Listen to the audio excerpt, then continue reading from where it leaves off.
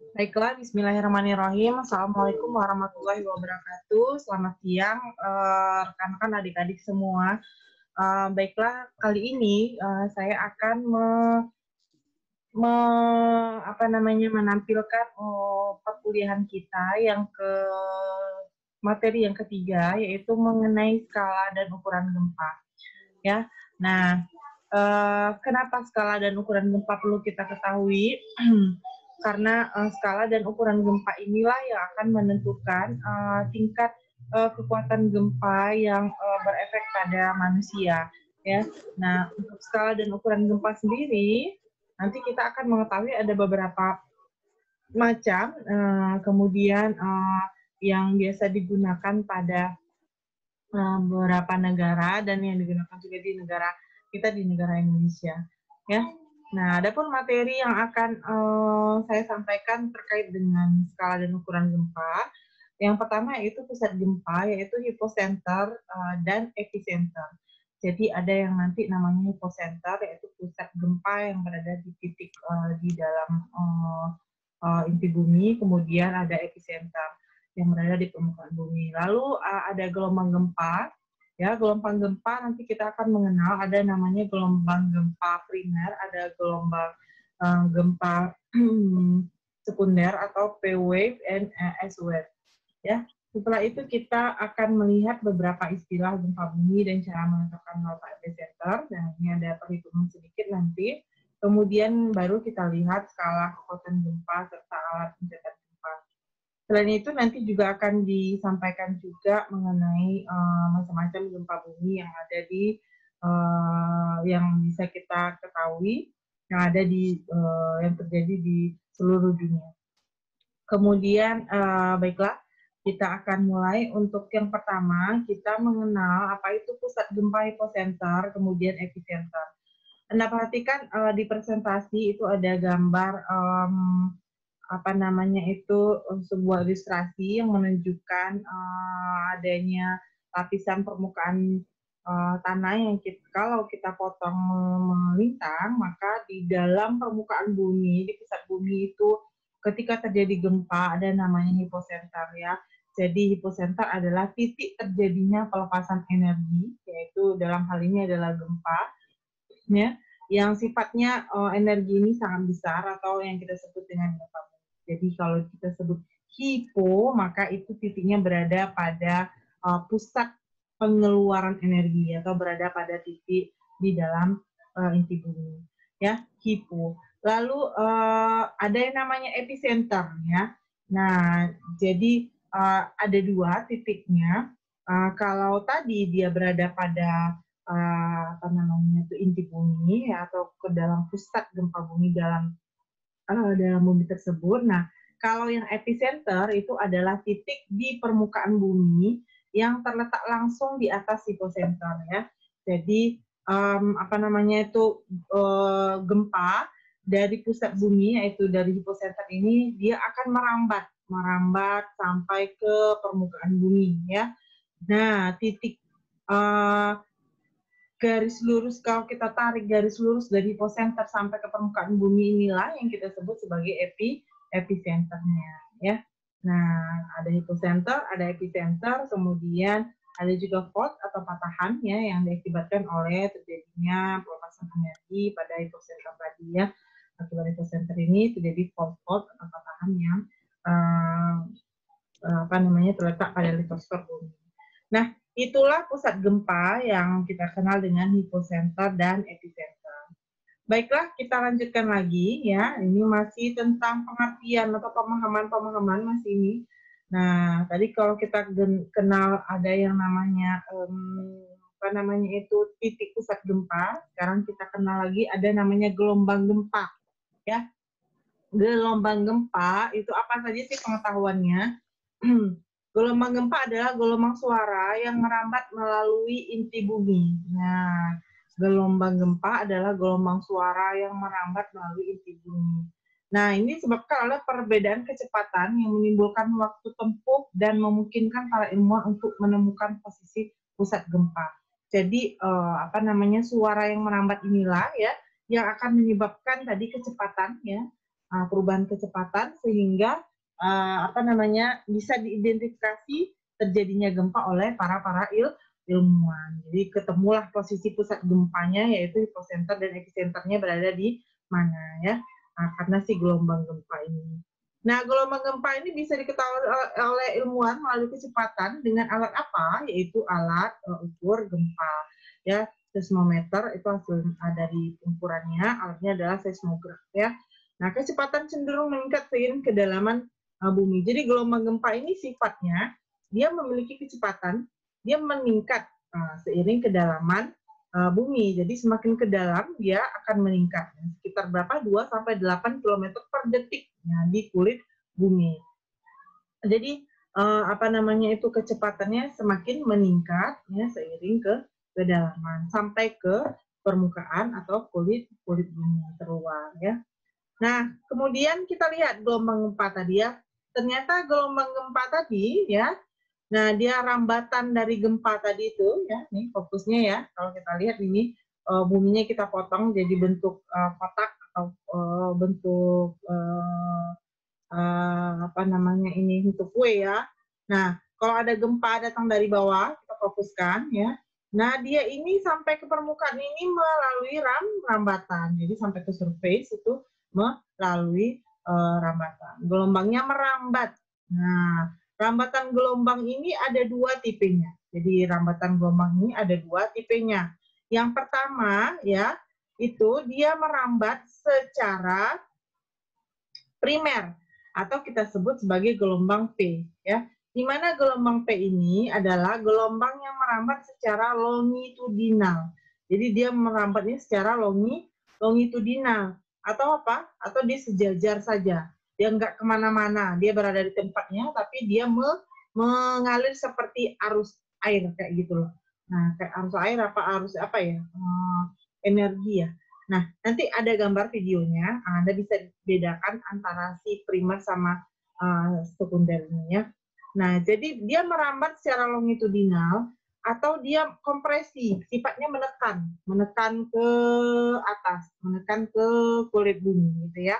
Nah, dia dapat merambat melalui semua jenis material. Jadi material apapun yang ada di lapisan permukaan bumi itu bisa dilaluinya, maupun lapisan batuan keras kah, ya, tanah lunak kah, ya, atau di bagian dalam itu lapisan apa lagi, ada lava dan sebagainya, itu bisa dia rambatin, gitu ya. Nah, sifatnya itu adalah kompresi, jadi dia kompres menekan, ada compression, kemudian ada tekanan di situ, ada expansion, ya, ada menjarang seperti ini yang kita sebut sebagai expansion, kemudian compression lagi ya, menekan lagi, kemudian dia menjarang lagi, expansion dan seterusnya. Ya, ini bisa dilewati oleh material apa saja, nggak ditentukan oleh suatu material. Nah, kemudian yang warna pink ini ya, ini kita sebut sebagai gelombang S atau secondary wave ya. Nah, gelombang sekunder ini merupakan gelombang yang merambat secara transversal. Naik turun, naik turun, naik turun, naik turun ya. Nah, dia bergerak secara transversal atau dia bergerak secara geser juga bisa. Jadi menggeser dia satu sama lain. Nah, ini hanya dapat merambat melalui benda padat dan cair saja. Ya, liquid. Nah, kemarin di bawah litosfer itu kan ada cairan yang itu plastis. Nah, itu atau liquid. Nah, dia bisa melewati lapisan tersebut sih gelombang sekunder atau secondary wave ini ya. Nah, sekarang kita coba lihat nih. Saya punya video yang memperlihatkan gelombang primer dan gelombang sekunder. Nah, coba Anda simak. Nanti Anda bisa bedakan bagaimana sih pergerakan gelombang primer dan sekunder. Kalau yang di atas, kita perhatikan itu adalah gambar gelombang sekunder atau S wave. Nah, yang di bawah itu adalah gelombang primer. Kita ulangi lagi pergerakannya seperti apa. Jadi yang di atas itu pergerakannya adalah transversal, naik turun ya. Kemudian dia juga berpindah posisi ya, gelombangnya. Kalau yang di bawah, nah sifatnya apa? Merenggang, menekan, merenggang, menekan, merenggang, menekan, dan seterusnya. Nah, ini adalah gelombang primer. Oke, Ada yang lebih menarik lagi sebenarnya videonya, tapi nanti saya share saja karena waktunya agak lama kalau yang satu lagi sih. Tapi dari sini saya rasa sudah cukup bisa menggambarkan bagaimana bentuk gelombang primer dan gelombang sekunder. Apa adik-adik bisa memahami? Sampai di sini adik-adik bisa memahami? Bagaimana sih gelombang primer dan gelombang sekunder? Ada yang nggak dengar suara saya? Dengar, Bu. Jelas. Oke. Nah, coba nanti Anda pelajari lagi ya gelombang primer dan gelombang sekunder ini. Ya, Anda lihat-lihat lagi bentuknya, pergerakannya seperti apa. Oke. Nah, bagaimana sih gelombang primer dan sekunder tadi bekerja? Jadi kalau ini adalah bumi, kita potong bumi ini gitu ya. Kemudian pada permukaan ini ada epicenter ya. Epicenter tadi adalah titik gempa pada permukaan bumi atau kulit luar buminya ya. Ya ini di kita nih, di kita berada di sini, ya ini di epicenter. Lalu dari epicenter ini pergerakan gelombang ya, pergerakan gelombang ini bisa kita lihat ya. Nah, ini yang hitam ini adalah primer wave, yang merah ini adalah sekunder wave. Jadi pada suatu lapisan terluar litosfer, nah ini kedua-duanya lewat. Jadi primer ada, sekunder ada, primer ada, sekunder ada, ya. P wave, S wave, dua-duanya ada. Tapi ketika sudah masuk zona dalam, ya, nah, ini sudah mulai terseleksi. Nah, yang ada cuma tinggal si primer wave aja lagi ya, primer wave aja. Nah, karena tadi itu ya, primer wave bisa melewati semua lapisan, sedangkan sekunder hanya lapisan liquid dan batuan saja. Nah, primer wave, ini secondary wave, kira-kira bentuknya kalau kita bikin grafik ya kayak gini ya, gelombang-gelombang gempa ini ya, gelombang gempa, kemudian seismic station record both P and S wave. Jadi kalau kita bisa gambarkan nih, pada suatu stasiun gempa, dicatatlah gelombang gempa ini, maka primer wave dan S wave-nya bentuknya sebagai berikut ya. Jadi bentuknya itu kayak gelombang apa ya? Naik turun seismic station record no P or S wave ya. Di sini tidak terikot nih ya. Gelombang sekunder, hanya yang terikot adalah gelombang primer saja. Nah, ini kalau kita lihat gelombang gempa ya. Nah, apalagi yang perlu kita ketahui, kita lihat ada ternyata beberapa klasifikasi gempa bumi ya. Kalau kita bedakan berdasarkan penyebabnya, gempa bumi itu terbagi menjadi gempa tektonik atau yang gempa yang sering kita rasakan akibat bertabrakannya atau memisahnya dan bergesernya lempeng-lempeng bumi itu, gempa tektonik. Nah, kemudian ada gempa vulkanik yang terjadi pada gunung berapi ya. Lalu gempa guguran. Nah, ini yang jarang kita tahu. Apa sih gempa guguran? Nah, gempa guguran sebenarnya itu disebabkan oleh pergeseran lempengan bumi yang guguran-guguran materialnya, jadi efek sekundernya nih ya, guguran-guguran materialnya tersebut jatuh ke permukaan dan oleh sebab itu disebut gempa guguran ya. Lalu ada gempa tumbukan. Nah, gempa tumbukan supaya gambar yang di samping ya, gempa tumbukan adalah jenis gempa yang diakibatkan oleh kehadiran meteor atau benda-benda langit yang menabrak atau jatuh ke permukaan bumi. Jadi gempa jenis ini sebenarnya jarang terjadi. Kalaupun terjadi, dapat diprediksi sebab para ahli dapat mendeteksi jika ada benda langit yang bisa menuju bumi ini contohnya ya. Jadi ada meteor jatuh pada permukaan bumi ini, untungnya nggak ada peradaban manusia di sini, nggak ada permukiman. Nah, ini adalah klasifikasi gempa menurut penyebab yang terjadi ya. Jadi ada gempa tektonik, ada gempa vulkanik yang biasa kita lihat gunung tuh ya meletus, gempa guguran, nah ada gempa tumbukan. Selanjutnya kalau berdasarkan bentuk epicenter ya, gempa ini terbagi menjadi gempa sentral dan gempa linier. Apa itu gempa sentral? Gempa sentral ini jika epicenternya berbentuk titik.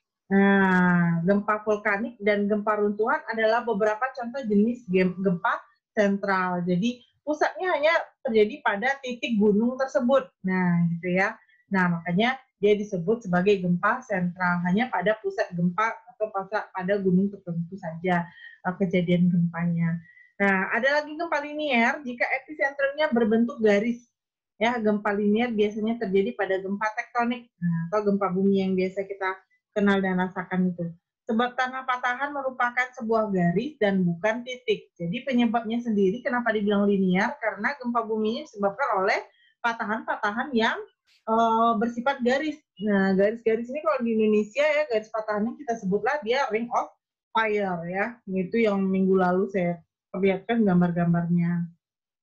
Kemudian klasifikasi gempa bumi berdasarkan kedalaman hiposenternya. Hipocenter adalah pusat gempa bumi pada titik terdalam di buminya ya. Nah, ini ada yang disebut dengan gempa dalam jika kedalaman hiposenternya lebih besar dari 300 km. Ada yang disebut gempa menengah jika kedalamannya 100 sampai 300 km. Ada yang disebut dengan gempa dangkal jika kedalamannya kecil dari 100 km. Mana kira-kira yang berbahaya menurut adik-adik semua? Coba diaktifkan suaranya. Apakah gempa dangkal, gempa menengah, atau gempa dalam? Kalau berdasarkan kedalaman hipocenter, logikanya. Coba bisa dijawab adik-adik, kira-kira gempa mana yang menyebabkan ya efek paling bahaya pada pada bumi? Gempa dangkal, Bu. Gempa dangkal. Ya, gempa dangkal, betul sekali jawabannya, gempa dangkal. Nah, gempa dangkal ini kenapa sih dia berbahaya? Ya, karena dia jarak rambatnya dekat dengan bumi, ya. Dekat dengan lapisan kulit bumi atau tempat peradaban kita, ya, tempat kita berdiri di atas bumi ini, ya. Jadi kalaupun dengan kekuatan yang sama antara kedalaman dangkal dengan dalam, ya, nah, kekuatan gempanya sama, maka efeknya akan lebih parah pada gempa yang dangkal. Oke, itu alasannya ya. Oke, selanjutnya jika berdasarkan jarak epicenter, maka kita bisa bagi menjadi 3. Ada gempa lokal, ya, kalau misalnya jarak epicenternya itu 10.000 km. Kemudian ada ada gempa jauh, sekitar 10.000 km, ya. Kemudian ada gempa sangat jauh, itu lebih besar dari 10.000 km. Saya salah ketik. Nah, jadi jarak epicenter itu jarak yang ada di permukaan bumi. Nah, kalau kita hitung dari epicenter itu ke daerah terkenanya atau terimpactnya gitu ya, dia besar dari 10.000, maka kita sebut sebagai gempa jauh. Kalau daerah impactnya itu misalnya gempa terjadi di Sumatera Barat, kita di Riau, jaraknya lebih dari 100 km, maka itu masih tergolong gempa lokal. Jadi masih kita merasakan, itu kita sebut sebagai gempa lokal. Tapi kalau sudah sangat jauh, gempanya ada di Jepang misalnya ya, kita dengar beritanya, maka itu kita sebut sebagai gempa sangat jauh ya. Nah, kemudian cara menentukan letak epicenter ya. Cara menentukan letak epicenter. Nah, jadi ilmuwan itu coba menemukan di mana sih letak epicenter itu berdasarkan ya jarak-jarak stasiun pencatat gempa yang ada ya. Jadi dia bandingkan beberapa stasiun pencatat gempa itu terhadap jaraknya, lalu ketemulah epicenternya. Nah, kita mengetahui ada rumusnya, jarak epicentrum atau epicenter suatu gempa dapat menggunakan rumus yang kita sebut dengan Laska. Atau jarak epicentrum dari stasiun pencatat gempa A, yang disebutkan dengan A, itu sama dengan dalam kurung waktu yang menunjukkan pukul berapa gelombang sekunder tercatat di stasiun, dikurangi waktu yang menunjukkan pukul berapa ya gelombang primer tercatat di stasiun. Jadi gelombang sekunder dikurangi dengan gelombang primer waktunya. Dikurangi 1 menit kali 1.000 kilometer. Ya. 1 menit itu adalah konstanta atau memang sudah ketetapan.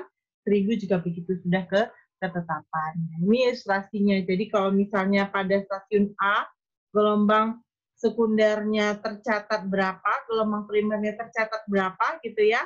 Nah, kemudian kita bisa mengetahui lah jarak A-nya ini. Ya, A-nya. Kalau di stasiun yang di titik A, ya, nilai jarak epicentrum dari stasiun pencatat gempanya atau A-nya adalah 120 km, maka yang 120 km ini kita jadikan dia jari-jari, kita putarkan. Nah, jadilah satu lingkaran. Kemudian ada lagi stasiun gempa di titik B, kita catat berapa nilai sekunder wave-nya dan primer wave-nya, lalu kita hitunglah berapa jari-jari atau jarak epicentrum dari stasiun pencatat gempanya, ya. Kita dapatkan jari-jari, kita gambarkan lingkaran juga. Ini lingkaran yang kedua. Ada kemudian di satu titik ada lagi apa namanya itu gelombang titik C. Sebentar lagi, adik-adik saya ingatkan sebentar lagi Zoom meeting-nya akan mati, tapi saya akan sambung lagi ya, karena kalau gratisan hanya terbatas 40 menit ternyata. Kita nyambung lagi. Nah, yang C itu kita catat juga di stasiun ini, gelombang sekunder dan primernya, didapatkanlah jarak epicentrumnya, ya, dari stasiun pencetak gempa, dapat kita buat juga lingkaran. Kita punya 3 lingkaran, ya. Di antara 3 lingkaran ini ada titik temu, ya, titik temu antara 3 lingkaran. Nah, inilah yang kita sebut dengan epicenter, ya, epicenter. Oke, kita lihat contoh soalnya. Berdasarkan 3 buah stasiun pengamatan, ada stasiun gempa A, stasiun gempa B, stasiun gempa C, tercatat getaran gempa sebagai berikut. Ya, jadi yang dicatat itu adalah gelombang primernya sama gelombang sekunder. Pada stasiun A, gelombang primer pertama tercatat pukul 2 lebih 28 menit 25 detik. Sedangkan gelombang sekunder pertama tercatat pukul 2 30 menit 40 detik dan seterusnya, ya. Stasiun B kita dapatkan juga nilainya, stasiun C kita dapatkan juga nilainya. Lalu dari masing-masing stasiun ini kita cari jaraknya, jarak epicentrum dari pusat stasiun pencatat gempa. Oke, kita lihat pada A atau stasiun pencatat A, ya, sekunder dikurangi primer. Pukul 2, 30, 40 dikurangi pukul 2, 28, 25. Ya, kemudian dikurang 1 kali 1000. Ini adalah rumusnya, ya. Ini adalah pukul berapa gelombang sekunder pertama tercatat, pukul berapa gelombang primer pertama tercatat, dikurangi 1 menit kali 1000 kilo. Nah, dikali 1000 kilo, ya. 2, 30, 40 kurang 2, 28, 25, hasilnya adalah 2, 2 menit 15 detik dikurangin 1 menit. Berarti dapatnya 1 menit 15 detik. Kita kali 1000 kilometer. Karena 1 menit adalah 60 detik, maka 1 kali 1000 tambah 15 per 60 kali 1000, ya. Nah, ini kita transformasikan menjadi kilometer lagi, ya. Jadi yang 1 menit 15 detik tadi kita kali 1000 kilometer. Satunya kali 1000, ya. Yang 15-nya ini dibagi 60 dulu, ya. Karena 1 menit 60 detik, 15 per 60 kali 1000. Kita dapatkan 1250 km jarak epicenter dari stasiun A.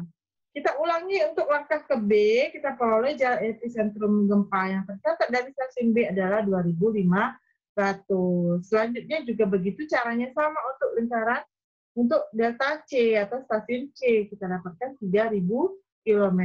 Ya. Stasiun C lebih jauh daripada stasiun B, lebih jauh daripada stasiun A. Lalu buat lingkaran-lingkaran, ya, misalnya skala peta 1/10 juta, maka stasiun A itu menjadi 1,25 cm, B itu 2,5 cm, dan stasiun C adalah 3 cm. Ya, dari panduan atau dari pedoman titik-titik stasiun pencatat gempa tadi, kita pertemukan ketiga lingkaran. Nah, inilah yang merupakan lokasi epicentrum. Jadi ada titik 1 atau titik A, ada titik 2, ada titik 3, ya. Ini daerah pertemuan yang merah ini kita sebut sebagai daerah epicentrum. Oke. Nah, kita lihat lagi ada pembahasan mengenai skala kekuatan gempa ya. Nah, kalau kita dengar di televisi ataupun di berita, setiap gempa yang terjadi pasti menyertakan berapa kekuatan gempa itu. Biasanya dulu kita menyatakan kekuatan gempa itu dalam skala Richter ya. Skala Richter kan 5 skala Richter, 6 skala Richter dan seterusnya gitu ya. Nah, sekarang ya para peneliti memberitahu kita bahwa skala Richter itu dia hanya terbatas, hanya sampai 5 atau sampai 6 skala Richter saja yang bisa terbaca. Sedangkan jika gempa besar daripada nilai tersebut, maka kita tidak bisa lagi mempedomani skala Richter karena tidak akan terbaca secara baik. Ya, lalu makanya sekarang kalau Anda cek lagi di berita, ya skalanya itu adalah magnitude. Nah, jadi berapa magnitude, 5 magnitude, 6 magnitude, 7 magnitude dan sebagainya. Nah, nilai magnitude tadi itu berdasarkan nilai skala kekuatan momennya atau kita sebut dengan nilai MW-nya berapa gitu ya. Nah, tapi kita sudah mengenal sejak lama skala Richter. Coba sekarang kita cari tahu siapa sih sebenarnya yang menciptakan skala Richter. Namanya Pak Charles Richter. Jadi dia mendefinisikan gempa ini sebagai logaritma dari amplitude maksimum yang diukur dalam satuan mikrometer dengan alat Wood Anderson. Jadi dia mengukur bahwa gempa itu berdasarkan nilai logaritma yang diperoleh dari amplitudo. Jadi gempa tadi punya gelombang tadi diambil amplitudo maksimumnya, kemudian dia logaritmakan, ya didapatkan nilai skala Richternya. Makanya kalau kita bilang skala Richternya adalah 3 skala Richter. Nah, kemudian kalau kita bandingkan dengan skala Richter 5, itu bukan selisihnya adalah 2, tapi selisihnya ada 100. Kenapa? Karena 3 sama 5 itu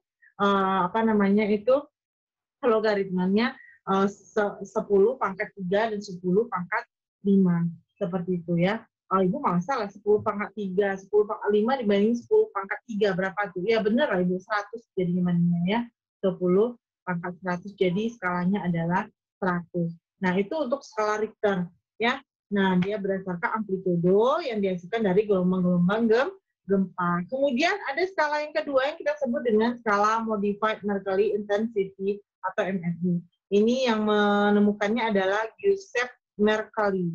Nah, dia mengklasifikasikan skala intensitas gempa bumi dan pengaruhnya terhadap manusia dan tanah berdasarkan wawancara dengan korban. Nah, ini dia agak sedikit sosial ya ininya ya, ilmunya. Jadi dia nanti mengklasifikasikan gempa ini setelah gempa terjadi. Jadi akan dilihatnya berapa korbannya kayak gitu ya.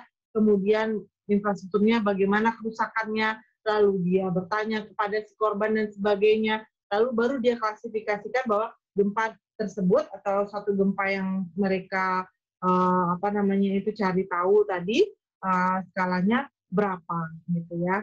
Nah, kemudian ada skala peak ground acceleration atau ini disebut juga skala yang menggambarkan percepatan tanah maksimum yang terjadi pada saat gempa. Nah, skala ini adalah skala yang dipakai oleh perencanaan bangunan tahan gempa. Jadi berdasarkan skala peak ground acceleration, jadi berdasarkan percepatan tanah maksimum yang dibuat menjadi peta pada zona-zona peta gempa Indonesia, gitu ya. Yang minggu lalu saya tampilkan tuh zona peta zona gempa Indonesia mulai dari tahun 2000 berapa itu sampai 2010 dan sekarang ada peta gempa tahun 2019 yang terakhir. Nah, itu dia catat berdasarkan berapa sih percepatan tanah akibat gelombang gempa tersebut. Nah, percepatan tanahnya maksimum nih. Nah, apa hal yang mempengaruhinya? Nah, jadi klasifikasi berdasarkan skala peak ground acceleration ini berdasarkan dari pengujian tanah itu sendiri. Misalnya berapa kecepatan gelombang gempa yang terjadi, kemudian berapa NSPT tanah tersebut, ya. Nah, satu lagi Bu lupa berdasarkan tadi 3 itu. Nah, jadi berdasarkan hal tersebut tadi diklasifikasikan untuk tanah yang sedang. Nah, berapa nilai PGA-nya, ya? Lunak berapa, kemudian tanah keras juga berapa. Nah, ini skala peak ground acceleration ini nanti akan Ibu jelaskan lagi di pertemuan selanjutnya yang fokus membahas untuk beban gempa ya. Nah, yang terakhir adalah skala kekuatan momen. Ya, ini momen magnitude biasanya ini jadi yang orang Jepang Tom Hanks benar ya namanya Tom Hanks dan Hiro Kanamori. Nah, mereka membandingkan energi yang dilepas oleh sebuah gempa bumi. Nah, ini orang geologi banget. Nanti misalnya ada, tapi Ibu juga nggak terlalu mendalami rumusan tersebut. Kita cukup mengetahui saja skala gempa tersebut. Nah, apa alatnya? Nah, Anda bisa lihat ini. Jadi skala Richter ini dikeluarkan berdasarkan alat Wood Anderson. Nah, alat inilah yang mencatat berapa skala gempa yang terjadi pada suatu kejadian gempa ya. Jadi skala Richter ini